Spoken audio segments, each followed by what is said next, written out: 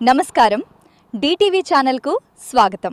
వేల కిలోమీటర్లు ప్రయాణించి ఒక చిన్న గ్రామాన్ని తమ ఇంటిగా మార్చుకున్న వేలాది విదేశీ పక్షులు ప్రతి సంవత్సరం మంచుతో కప్పబడిన సైబీరియా ప్రాంతం నుంచి వేల కిలోమీటర్లు ఎగిరి సత్యసాయి జిల్లాలోని వీరాపురం మరియు వెంకటాపురం గ్రామాలకు వస్తాయి. ఎందుకు ఈ చిన్న గ్రామానికే వస్తాయి? ఎంత దూరం ప్రయాణిస్తాయి? ఎంతకాలం ఇక్కడే ఉంటాయి? ఈ ఆశ్చర్యకరమైన కథను ఇప్పుడు చూద్దాం. ఆంధ్రప్రదేశ్లోని శ్రీ సత్యసాయి జిల్లా హిందూపురం దగ్గర ఉన్న ఒక చిన్న గ్రామం వీరాపురం. సాధారణంగా కనిపించే ఈ గ్రామం ప్రపంచంలోనే ప్రత్యేకమైన పక్షుల వలస ప్రాంతంగా ప్రసిద్ధి చెందింది. ప్రతి సంవత్సరం వేల కిలోమీటర్ల దూరంలో ఉన్న సైబీరియా ప్రాంతం నుంచి వేలాది పక్షులు ఈ గ్రామానికి చేరుకుంటాయి. ఈ పక్షుల ప్రయాణం సుమారు 6000 కిలోమీటర్లు. ఈ గ్రామానికి వచ్చే ముఖ్యమైన పక్షి పెయింటెడ్ స్టార్క్. తెల్లని శరీరం, పింక్ రంగు రెక్కలు, పొడవైన పసుపు ముక్కు. ఇవి నీటిలో చేపలు పట్టి తినే పక్షులు.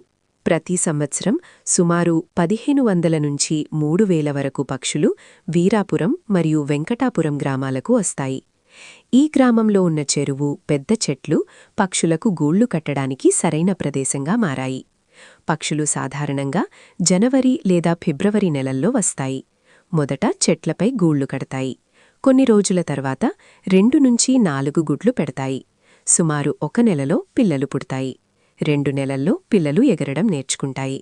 సుమారు 4 నుంచి 5 నెలలు ఈ పక్షులు వీరాపురం మరియు వెంకటాపురంలో ఉంటాయి. తర్వాత జూన్ లేదా జులైలో మళ్లీ తమ దేశానికి వెళతాయి.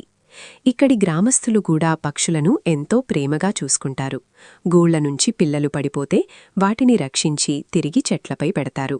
అందుకే దశాబ్దాలుగా ఈ పక్షులు అదే గ్రామానికి తిరిగి వస్తున్నాయి. వేల కిలోమీటర్లు ప్రయాణించి మన గ్రామాన్ని తమ ఇంటిగా మార్చుకున్న ఈ పక్షులు మనకొక సందేశం చెబుతున్నాయి.